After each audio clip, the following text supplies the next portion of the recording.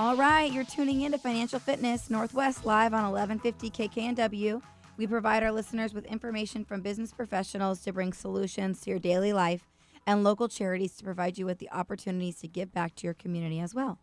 And today we are here in studio with Annie Blackledge, Executive Director of the Mockingbird Society. I feel like that's just like the coolest name, but Annie is a leader in child welfare and education fields, as well as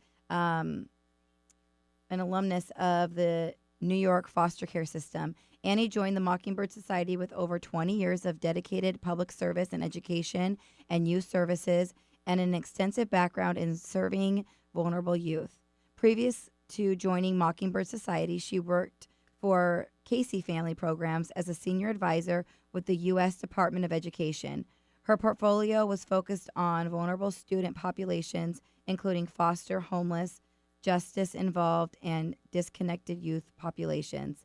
While in the Department of Education, she worked on several intricacy initiatives and legislations, including Pay for Successes, performance partner pilots, and the reauthorizations of Every Student Succeeds Act, foster and homeless provisions, and the Workforce Investment and Opportunity Act youth provisions. Annie also served as an advisor for two cohorts with the Clinton Global Initiative, America with the Disconnected Youth Work Group. Dang, Annie, that was a lot. Oh, I'm so sorry. You have done a lot of amazing things, and I'm glad I could, share that with everyone. That's really cool. So we're so lucky to have you. Yes. Well, thank you for having us. And I just want to say you are both an incredible inspiration. I love how you've matched your craft with really being able to focus in on helping your community and keeping that value in the work that you do. Thank you. Well, thank you. So nice to say. We love that. It's so much fun. This is our favorite part of the show. It really in our is. week.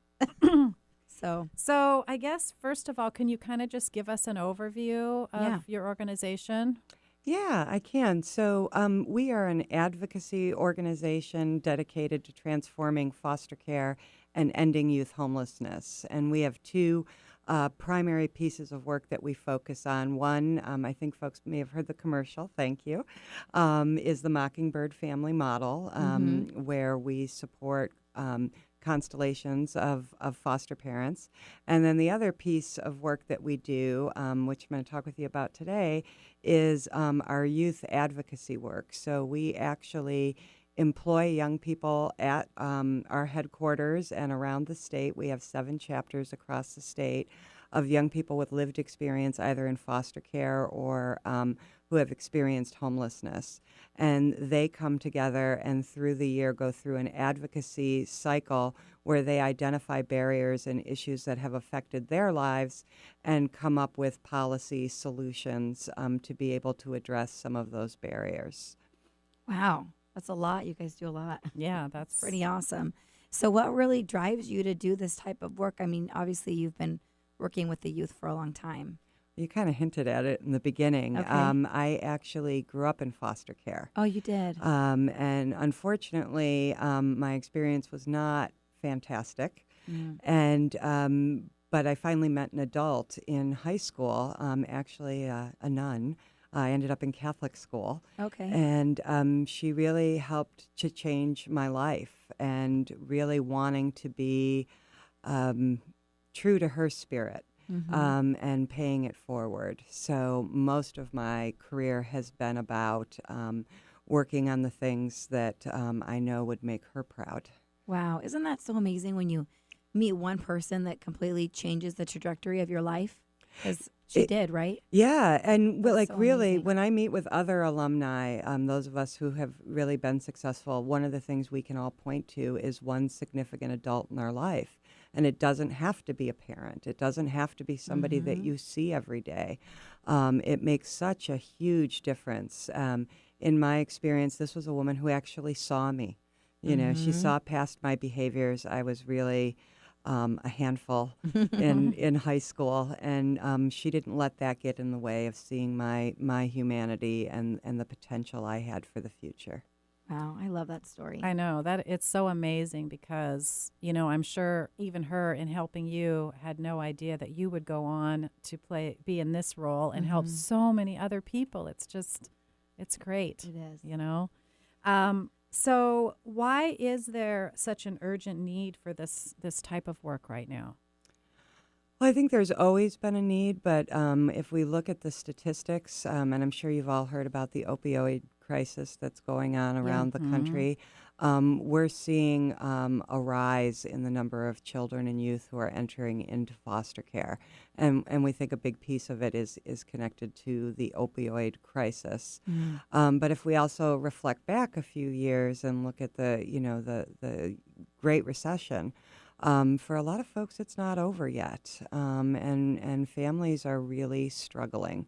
And we're seeing a lot of older young people ending up on the streets rather than into traditional foster care. I'm sure we've all seen those young people when we're out and about in the city. Yeah. So, what's the solution? How do we fix this problem? Well, at Mockingbird, we believe our young people with lived experience are part of the solution. I think a lot of times our solutions have been focused on what we as adults or as policymakers or decision makers think that young people need. And that's not necessarily the best approach. Times change. Even myself, having lived in foster care, I learn new things from our young people every day about what those solutions are. Really, it has to focus on the well-being and the adult outcomes for our young people. Having shelter is the first step, but then also having access to education and other opportunities. You bring up such a great point because, life I think about when I was a kid, when I was raising my children, and then now looking at my grandchildren. Life is very different for kids nowadays than it was back then. So how has that changed? Like, for instance, you were in foster care. How has that changed for kids in foster care today as far as needs? I think there are more children in foster care these days. So there's how will I say this? There's more need for resources, and those resources aren't necessarily always there, especially for our homeless young people. Back when I was in foster care, there was no such thing as homeless youth. You were either in foster care or you were a runaway. There was no in between, and somehow we've decided that it's okay for children and young people to be out on the streets. But it's so not okay. It's not okay. No. I know we've learned a lot from past shows about the homeless youth, and sometimes they're hard to even find or put your finger on because they might just be couch hopping or, they have ways of disguising it. They might still look like, be in regular clothes and go to school, look trendy when they go to school, but then they leave and they literally do not have a home to go to. Well, you'd be amazed at how many of our young people are living their lives while dealing with the experience of homelessness, going to school. A young man that I was talking with last night, he works 3 jobs and goes to school. Wow. And has to, navigate his way through shelters and finding places to sleep at night. Oh, my gosh. That's heartbreaking. So how are young people involved in making, these changes that you talked about? How are we? Oh, my goodness, they're amazing. They are? Yes. This is the best job in the world. Really? That's cool. I've gotten to do a lot of fun things in my career, but the energy and passion that the young people I work with have makes getting up in the morning something to look forward to. Wow. They really spend the time. I'll give you an example from last year. One of the things that our Olympia chapter came up with was the fact that when you're in foster care, you generally don't have access to getting a driver's license. And we know that for a lot of us in the general population, that's sort of a rite of passage, age-wise. And, while our parents may be nervous, they have a car we can practice on. They'll help with driver's ed, and then the dreaded driver's test in the car. And our young people in foster care, because of the liability issues, have never really had access to that. And more than a rite of passage, it's actually an essential part of transitioning into adulthood. Yeah, and independence, right? Yeah. Exactly. Mhm. Yeah. We know that for a lot of our young people, even applying for a job, you have to have a driver's license, Right. being able to go to school. And while Seattle is fairly well resourced with public transportation, we have chapters all across the state, including Yakima and Olympia and Mhm. Spokane and up in Everett. And having a car is a vital lifeline to be able to go to school and be able to go to work. And that's something they came up with on their own. They researched it. They found a program in Florida that they thought could be replicated. They pulled together their proposals and they took it to the state legislature and actually got a bill passed to be able to get access to driver's license training and also insurance to help offset for foster parents and others so they can put them on their insurance. So when you Wow. say they, you You mean mean like the a group youth. of kids? The Oh, youth yeah. did this. Yeah, we work with young people 13 to 24, and this is a group of dedicated young people who this was their issue. And we provide some supports, and we have adult allies who help, test out their issues that they want to work on. But it's all them. That's Wow. so cool. How empowering for Yes. them too, and like confidence building that they can and These are skills they can take with them in the future, and it's pretty amazing. well, it is, and just to be able to have some kind. I mean, we all want to feel like we have some kind of control over our life, right? So that gives them a sense of Yeah. You hit on a really important point. We talk about resilience a lot, and I think a lot of people think resilience is something that people are just born with. Mm-hmm. And really, what we've discovered is it's something that it can be developed in individuals. And one of the big pieces of that is efficacy over your own life or over your world. And one of the things I find so amazing and inspiring about the young people I get to work with is most of them don't get to benefit from the policies that they help pass. They're generally too old or too far down the road for that to be a benefit to them. But they know that they want to make sure that 5-year-old today who doesn't know that they're going to be coming into foster care has the things that they need to make sure that they have a better chance. that's I great. love it. I know. I just love it. So tell us more about the Youth Advocacy Day. What is that? Oh, it's one of the best things we get to do all year, and I'd Oh. love to invite you both to come. Okay, yeah, we'd Yeah. love to come. So what is it? Tell us. Okay, so it's how we kick off our advocacy cycle up at the state legislature. Uh-huh. All of our chapters from around the state, young people come to Olympia, and we have a morning session right near the Capitol where we talk about our legislative priorities and the things that we want to work on, and then our young people and allies all go over to the legislative offices and have meetings with their representatives and senators to talk about our legislative agenda. It's quite powerful. Mhm. I can imagine. Wow. Yeah, that sounds like a pretty powerful day. Yeah. Like, that's awesome. They all like rallying on the Capitol Yeah, steps I'm because sure we they give do. them megaphones. Oh, and you do? We make great posters, and we actually have a week before Youth Advocacy Day where our supporters will come in and help us make posters and get things ready. And we have purple and orange scarves that we all wear when we go. So you stand Aw. out, right? Yes. So what are you advocating for this year? Is there an agenda then? Yeah, this year the main topics that our youth came up with at first is to strengthen extended foster care. So quite a few years back, Mockingbird advocated for allowing young people to stay in foster care past the age of 18. So you asked about what was different from when I was in care. When I was in care at 18, you were done. You got a garbage bag full of your belongings, and you were expected to function out in the world as a fully put together adult.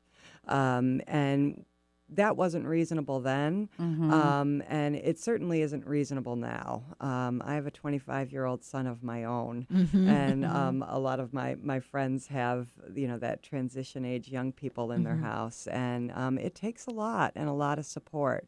So Mockingbird advocated for foster care to 21, so young people can work and go to school and have a few more years of some extra support. But one of the things our young people realized is that some of the rules around how that system works weren't working for young people. So you had to decide on your 18th birthday that you wanted to be in extended foster care. Yeah. But I know a lot of us, we just want to be done with foster care and think that we can go out and do all the adulting, as the kids would say. And, young people need the ability to be able to come back home. Right. And that may happen at 19 or 20 Right. or 21 even. And then they also realized that there were youth who were being left out of extended foster care altogether, and focusing in on young people who've been in the juvenile justice system weren't be able to get access. So we really think that those young people are particularly vulnerable and need those supports if they've been in foster care. Yeah. So to open up eligibility for them as well. Wow. That's really amazing. What other things you got? All right. Expanding access to higher education. So another piece of work that Mockingbird championed years ago, Passport to College. So Senator Reuven Carlisle is one of our heroes, and he started the Passport to College program so that young people could get tuition support, but more importantly, points of contact on campus, on the college campus, to be able to support them with both the academic and the non-academic supports that they need. And having those people on the college campus is just really essential. We hear from young people all the time that I didn't even know there were other foster kids here.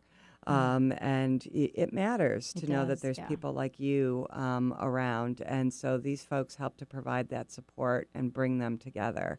And one of the things that we realized is that there were certain groups of young people who weren't eligible for the Passport Scholarship, including young people who are Native youth who are in tribal care, and other groups of young people. So we wanted to expand access for that.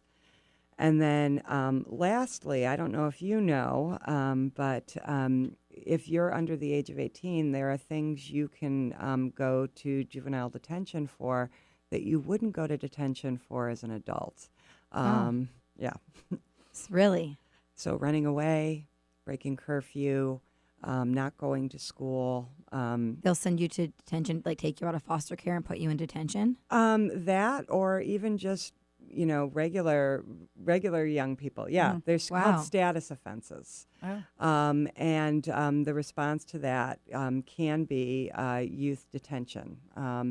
And our young people really feel like that is not the appropriate response to those behaviors. I think oftentimes we look at young people and we say, what's wrong with you? And what we need to be doing is ask them what happened to you. Yeah. Right. A lot of the young people I've worked with over the years who have run away from home, they're running for a reason. Oh, absolutely. I know that a lot of times we'd like to think that maybe it's just they're oppositionally defiant and they don't want to follow the rules at home. That is generally not the case. There are deeper things going on at home that these young people are struggling with. And when running is the best solution, you know that there's things that need to be worked on. Yeah. Wow. They don't know what else to do, so they No. just do it, right? Right. Take off. Maybe we should be taking a look at ourselves. Like what's wrong, right? Rather than what's wrong with them. Yeah. Poor kids. Oh, I like that. Yeah. You may steal that. Sarah. You can. Go ahead. Well, gosh, we're so glad you came on the show and shared this with us. And we'll have to have you back maybe after the first of the year so you can tell us how your Advocacy Day went. Well, I'll bring some young people with me. I Oh, think that'd they'd be be a cool. lot more exciting to listen to than me. That'd be You fun. were exciting. Yeah, that'd be fun. That'd though. be good, though. Yeah. Well, thank you so much for tuning into Financial Fitness Northwest. When we come back, we're going to have the Riley Johnson team market update, and we're going to be discussing how we're not heading into another crash. Stay tuned.